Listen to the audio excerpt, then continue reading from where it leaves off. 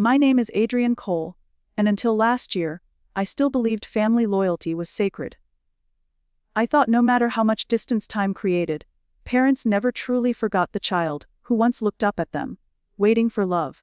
But that illusion shattered the night before my wedding. It started with silence. Not the peaceful kind, but the heavy, hollow quiet that follows broken promises. My parents, Linda and Thomas Cole, hadn't called, texted, or RSVP'd to my wedding invitation. I told myself they were busy, that maybe my stepbrother Dylan had mixed up the mail. Deep down, I already knew the truth they didn't approve. Linda had always made it clear that she wanted me to marry someone respectable. Someone with status. To her, love wasn't enough. It had to come with social currency. My fiancée, Mara Bennett, didn't fit their checklist. She was warm, kind, and worked as a public school art teacher. In my mother's world, that meant not good enough. The day before my wedding, I called one last time. Dad answered. His voice clipped and formal, as if I were a telemarketer. Dad, are you guys still planning to come tomorrow? There was a pause, then a sigh. Adrian, your mother's not feeling well. We'll have to sit this one out. I stared at my phone, stunned. No apology. No congratulations. Just a polite rejection wrapped in fake concern. I wanted to scream, you missed my graduation. My engagement. Now this. But instead, I swallowed the ache and said, got it. Take care of her. That night, as Mara packed her overnight bag for the hotel, she looked at me with quiet worry. They're not coming, are they? She asked softly. I shook my head. No. Guess they had more important plans. Her hand found mine. Then we celebrate with the people who chose to be here. And that's exactly what we did. The wedding was perfect. Small, intimate, and filled with genuine love. The kind that doesn't ask for money or approval. Still, I couldn't help but glance at the empty chairs during the ceremony. Where my parents should have been sitting.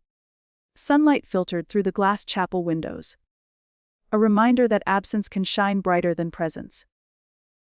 2 weeks later, while Mara and I were settling into our new apartment, I got a voicemail from my mom. Her voice was casual, almost cheerful. Hi, sweetheart. Haven't heard from you in a while. Hope the wedding went well. By the way, your stepbrother's birthday dinner is next weekend. We'd love for you both to come. I laughed bitterly. She hadn't attended the most important day of my life, but suddenly wanted us at Dylan's party. That was Linda for you. Selective affection, delivered when convenient. I didn't reply. Not yet. Something in me shifted that day. A quiet decision forming beneath the hurt. Because I knew something they didn't. In the months leading up to the wedding, I'd closed my biggest business deal yet. A startup acquisition worth over 400,000 in equity. I hadn't told my family, knowing my mother would find a way to turn pride into possession. And as I stared at the contract papers on my desk, a thought crossed my mind. Sharp and satisfying. Maybe silence wasn't enough anymore. Maybe this time, they needed to see what happens when the son they ignored stops seeking their approval and starts building his own empire. Little did I know, my revenge would come wrapped in glossy red metal, parked in their driveway, a 129,000 Porsche 911 Carrera, gleaming like poetic justice on 4 wheels. But that moment was still months away. And for now, I had a plan to perfect. One that would make them finally remember the son they forgot. 6 months passed since my wedding. 6 months of complete silence from my parents. No calls. No texts. Not even a belated congratulations. It was as if they'd erased me from their world. But here's the thing about being ignored. It changes you. You stop craving their validation. You stop waiting for love to show up. Instead, you build something powerful inside yourself. Something that doesn't need applause. And that's exactly what I did. The tech startup I had invested in before my wedding took off like wildfire. Overnight, our app, a hybrid of digital security and lifestyle integration, got picked up by a major firm. By the time the deal closed, my bank account showed a figure I had only dreamed of seeing, 680,000, after taxes and shares. For the first time in my life, I didn't need my parents' approval. Or their money. I decided to buy myself something symbolic. Something that didn't just represent success, but freedom. After weeks of looking, I found it. A Porsche 911 Carrera S, in deep metallic crimson, with custom leather interiors. The dealership manager looked at me with a proud grin as I signed the papers. "Your parents must be proud," he said casually. I smiled faintly. "They will be." When I drove it out of the showroom, the engine purred like a promise. Every turn of the wheel felt like I was steering away from my past and into a new life that belonged only to me and Mara. Mara wasn't materialistic at all, but when she saw the car, her eyes widened with surprise. "Adrian, it's beautiful. But are you sure?" I nodded. "It's not about showing off. It's about closure." She didn't ask what I meant. She didn't need to. 2 weeks later, fate handed me the perfect stage for that closure. An invitation. An embossed white card, sent by my mother, arrived in the mail. Inside, her handwriting flowed neatly across the page. "We're hosting a small gathering at the house to celebrate Dylan's promotion. Family only. Hope you and Mara can make it." Family only. Those words stung more than I expected. But then, I smiled. They wanted me back. Now that their golden son had something to celebrate. Maybe they thought I'd forgotten everything. Maybe they believed I'd show up, humbled, still seeking their approval. But they didn't know who I'd become. On the day of the party, I polished the Porsche until it gleamed like liquid fire.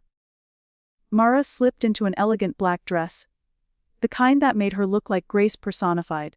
As we drove toward my parents' mansion, my heart pounded. Not from nerves, but anticipation. The long, winding driveway came into view, lined with luxury cars. But none of them held a candle to the machine beneath my hands. When we turned the corner, I saw them. My mother and father, standing with Dylan and his fiancée on the porch. My father's arms were crossed, his usual display of dominance. My mother's smile froze the moment she saw the car. Her lips parted slightly, eyes widening with disbelief. "As that?" she whispered to my father. I parked right in front of the house, stepping out slowly, letting the sunlight hit the polished red hood. "Mom. Dad," I said with a polite smile. "Sorry we're late." The Porsche needed a little extra time in the sun. Mara's hand slid into mine as their gazes darted between us. The car, the designer suit I wore, the calm in my voice. Linda forced a laugh, but her tone cracked. "Well, I see someone's been doing well." I looked her dead in the eyes. Yes. Despite missing a few key supporters. The silence that followed was delicious, sharp and satisfying.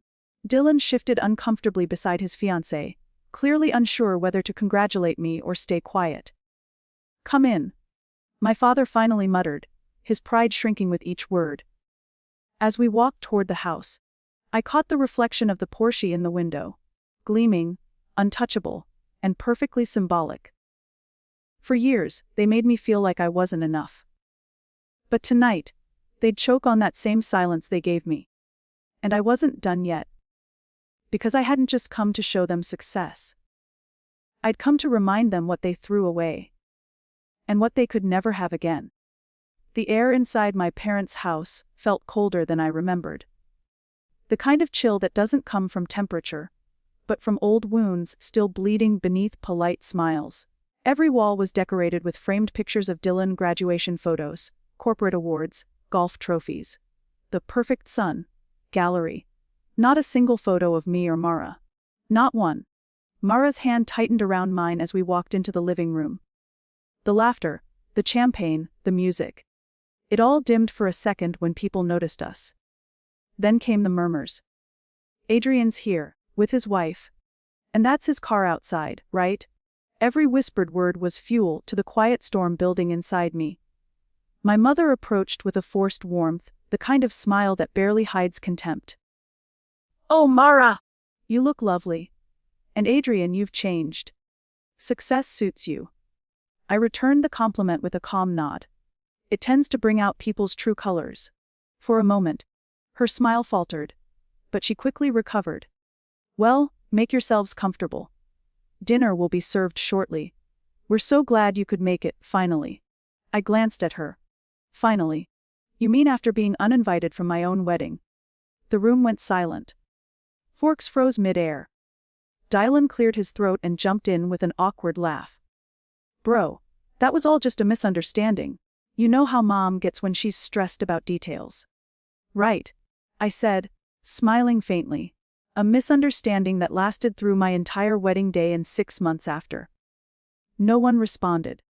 We sat down for dinner at the long mahogany table that once felt like a symbol of family unity, now it felt like a battlefield. My father sat at the head, as always, controlling the conversation with his usual arrogance. So, Adrian, he began, carving his steak with surgical precision. Heard you bought yourself a sports car.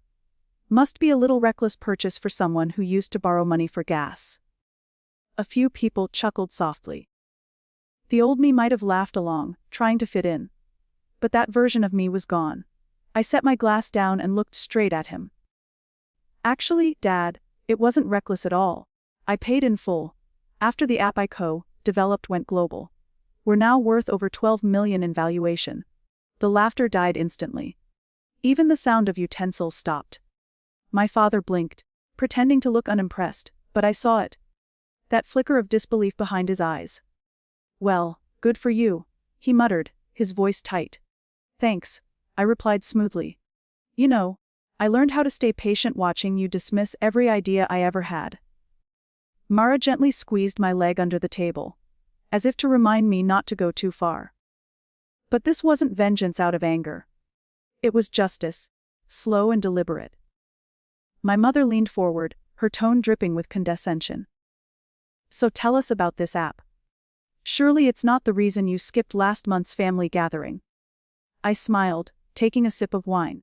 No, I skipped that because I wasn't invited. Again. Dylan's fiancé shifted uncomfortably, whispering something to him. The silence grew unbearable until my mother forced out a laugh. Oh, Adrian. Don't be dramatic. You know we just assumed you'd be busy. Right? I said quietly, busy being the invisible son. This time no one dared to interrupt. Dinner went on. Each course filled with strained smiles and thinly veiled resentment. I could see them trying to figure out how to treat me now. Not as the forgotten son, but as someone they could no longer look down on. Halfway through dessert, my father spoke again. You know, Adrian, I'm glad you're doing well. It's about time you made something of yourself. The words sounded like praise, but they carried that old poison underneath. So I looked up, meeting his gaze with calm fire. I didn't make something of myself, Dad. I became who I always was. When no one believed in me. The table went dead silent. Even Dylan didn't dare to joke this time. My mother cleared her throat. Well, I think we should toast to family. But when she raised her glass, mine stayed on the table. Family. I said softly. That's an interesting word to use after missing your own son's wedding. Her hand trembled slightly. My father's jaw clenched. Dylan's fiancée looked like she wanted to disappear. The silence stretched for a long, uncomfortable moment, and then I smiled. Don't worry, I said lightly. Let's toast anyway. To pretending. Glasses clinked half-heartedly around the table. I leaned back, watching the discomfort ripple through the room like a slow-motion explosion. This wasn't anger anymore. This was power. The kind that comes when you've stopped needing their love. And as I looked at their uneasy faces, I realized something chillingly satisfying. They hadn't changed. But I had. And that, right there, was my revenge taking shape. Not loud, not violent, just quiet, poetic justice. The night dragged on, but not a single moment felt genuine.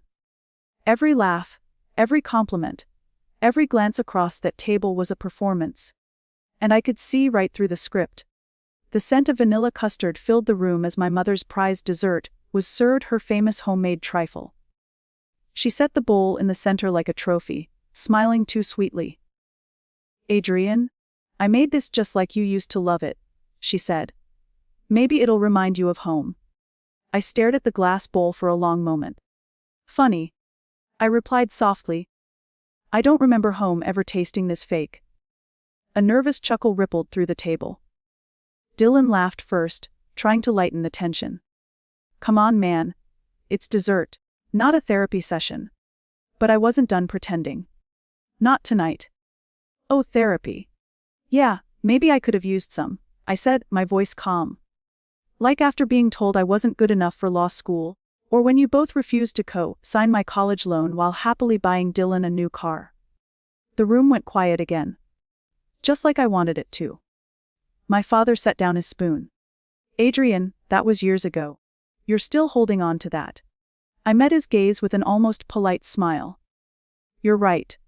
I let it go a long time ago. I just thought you'd want to know what your rejection built. A company now worth more than every car you ever bought, Dylan combined. Mara looked at me, pride and tension mixing behind her eyes. She knew this wasn't just dinner. It was my reckoning. Dylan finally snapped. You think money makes you better than us? You're sitting here bragging while acting like a victim? Victim, I echoed, leaning forward. No, Dylan. Victims stay quiet. I stopped being that the day I realized your approval wasn't worth begging for. He pushed back his chair, his voice rising. You've changed, man. You're arrogant now. I laughed softly. No, I'm confident now, because I stopped asking for love from people who only value success when they can benefit from it. My mother's voice trembled. Adrian, please. This isn't the time or place. Oh, it's exactly the time and place. I interrupted. Because for once, you're all sitting here together, pretending to be a family. I pulled out my phone and set it on the table. See this? I said. That's the company's latest press release. Tomorrow morning, it goes public, and the announcement includes the name of the charitable foundation I started, named after someone who actually believed in me. My mother frowned. Ooh? Mrs. Bennett, I said. My old math teacher. The one who helped me pay for my college application fees when you said we couldn't waste money on maybes. You could hear a pin drop. My father's fork froze midair. Dylan's fiancée whispered something under her breath. My mother's lips parted, but no words came out. She believed I could do something worthwhile. I continued. She was the first person who made me feel seen. And now, every cent I donate through the Bennett Scholarship Fund will go to kids like me. The ones their own families gave up on. The silence grew heavier with every word. Finally, my mother spoke, her tone brittle. You didn't have to humiliate us like this, Adrian. I tilted my head, calm and deliberate. I didn't humiliate you. I just reminded you of what you chose to forget. Then I stood up, slowly. My chair scraping against the polished wooden floor. I came here to give you a chance to act like parents, I said. But I guess that's one role you'll never play well. I took Mara's hand and walked toward the door, leaving the stunned table behind. But before I left, I turned back one last time. Oh, and Dad. I added quietly. I'll send you an invite to the foundation gala. Don't worry. I won't be offended if you skip that one too. As I walked out, I heard the sound of my mother's sobs echo through the hallway. The same woman who once told me I wasn't worth investing in. Outside, the night air was crisp. My Porsche gleamed under the porch lights like a symbol of everything they'd underestimated. Mara looked at me, half in awe, half in disbelief. You finally said everything you wanted to, didn't you? I exhaled deeply, gripping the steering wheel. No, I said quietly. I just started. Because the real revenge wasn't in the confrontation. It was in the peace that came from finally walking away, leaving their guilt behind like ashes. 3 days passed after that dinner. 3 long, quiet days. I didn't post, didn't reply to messages, didn't check the family group chat that suddenly came alive again after years of silence. I knew exactly what was happening. Guilt had finally started to itch beneath their pride. On the 4th morning, as I sat in my office overlooking downtown Chicago, my phone buzzed with a call from an unknown number. I didn't have to guess. It was my mother. For a moment, I almost ignored it. But something inside me, maybe curiosity, maybe closure, made me swipe, accept. Adrian, her voice trembled. We didn't mean for things to go that way. Your father's just been under stress, and Dylan feels awful. I leaned back in my chair, staring out at the skyline. Stress? You mean the kind that comes from realizing the son you dismissed built a life without you? Don't talk like that, she said, her tone fragile. We're still family. Family. That word hit harder than I expected. Once, it meant safety. Now, it sounded like a brand name they'd only use when it benefited them. What do you want, Mom? I asked calmly. She hesitated. Your father wants to make things right. He thought, maybe you could come by this weekend. We could talk. Start over. I almost laughed. Start over. You can't rebuild something that was never built right in the first place. There was silence on her end. A silence heavy enough to tell me she knew I was right. Adrian, please? She whispered. We just want to understand you. You've changed so much. We don't even know you anymore. Exactly, I said softly. Because you never tried to. I ended the call without another word. Later that evening, Mara found me sitting in the garage, staring at the Porsche. She sat beside me quietly, letting the silence breathe. You're thinking about them again, she said. I nodded. They want to talk. She raised an eyebrow. And you? I smiled faintly. I'm done talking. It's time they see. The next day, I made a few calls, to a local TV station, a couple of journalists, and the community center that was about to receive the first round of funding from the Bennett Foundation. The scholarship launch event was that weekend. The same day my parents had invited me over. When Saturday came, I didn't show up at their house. Instead, my name lit up across local headlines and online platforms. Tech entrepreneur Adrian launches $2,000 million scholarship fund for underprivileged students.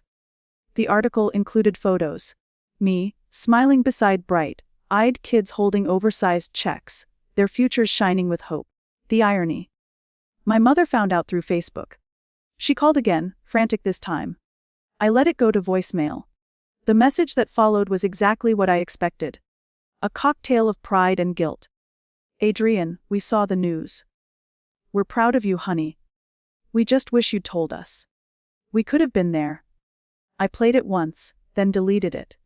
They could have been there. But they never were when it mattered. Not at my graduation.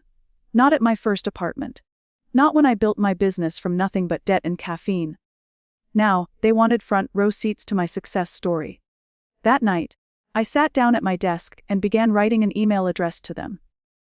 Short, clean, and final. Mom, Dad. You missed my childhood, my milestones, and my wedding. But you'll never miss another moment of my life, because there's nothing left for you to witness. I hope one day you understand that love isn't owed, it's earned. Adrian. I hit send and felt something shift, not anger, not even sadness. Just clarity. For the first time in years, I wasn't waiting for their approval. I was free. Later that night, Mara hugged me from behind. Feels lighter, doesn't it? I nodded. It does. Because revenge, I realized, doesn't always come with fire or fury. Sometimes it's silence. The kind that follows when you finally stop seeking love from people who never knew how to give it. But the story wasn't over yet. Because the next morning, there was a knock on my door, and standing there was the last person I expected to see. The next morning dawned calm. Too calm. The kind of quiet that almost feels staged. Like the world was holding its breath, before something big. I was sipping my coffee, half lost in the hum of city traffic below, when a sharp knock echoed through the apartment. Mara looked up from the kitchen counter, confused. Expecting anyone? She asked. I shook my head. Not a soul. When I opened the door, I froze. Standing there was my father. He looked smaller somehow, not in height, but in presence.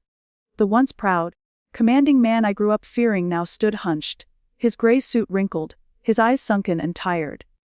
Adrian, he said quietly, voice trembling. Can we talk? Every instinct told me to close the door, but something deeper, maybe curiosity, maybe humanity, made me step aside. He entered slowly, looking around like he was walking through a museum of a life he didn't belong to. Mara excused herself politely, sensing the gravity in the air. We sat across from each other at the table, the silence between us deafening. I read your email? he finally said. You were right about everything. I didn't respond. I just waited. He sighed heavily. Your mother hasn't slept since. We saw the article, the foundation, the kids. You did something good, something meaningful. And we. His voice cracked. We weren't there. For the first time in years, I saw tears in his eyes. My father, the man who once told me emotions were weakness, now looked broken. He rubbed his face, struggling to find words. I came to apologize, son. Not to fix things, I know it's too late for that, but to say I'm sorry. I studied him, searching for manipulation, for guilt-driven performance. But there was none. Just regret. Raw and human. You know what hurt most? I said quietly. It wasn't being ignored. It was realizing that no matter what I achieved, it would never be enough unless it benefited you. He nodded, the weight of truth sinking in. I know. We failed you. I leaned back, exhaling slowly. You can't rewrite the past, Dad. But you can stop pretending it didn't happen. He swallowed hard, then reached into his pocket and placed something on the table. An old, worn photograph. It was me, at 10 years old, sitting in front of our house with my first bike. My mother's handwriting on the back read, "For our little dreamer, may you go far." I found it last week, he said softly. You always were the dreamer. We just forgot how to be parents along the way. For a long moment, neither of us spoke. The photograph lay between us, a bridge made of memories. Fragile but real. I don't hate you, I finally said. But I don't need you, either. He nodded slowly, tears slipping down his cheeks. That's fair. When he stood to leave, I didn't stop him. But just before walking out, he turned back. Your mother wanted to come, but she was afraid you'd shut the door in her face. She was right, I said simply. He nodded again, defeated, and left. The door clicked shut, and for a moment, I just stood there, heart heavy, but lighter than it had ever been. Later that evening, Mara joined me on the balcony as the city lights shimmered below. She slipped her hand into mine. So that's it? She asked. Yeah, I said. That's it. She smiled faintly. No fireworks. No big revenge moment. I chuckled. This was the revenge. Living a life they can only wish they were part of.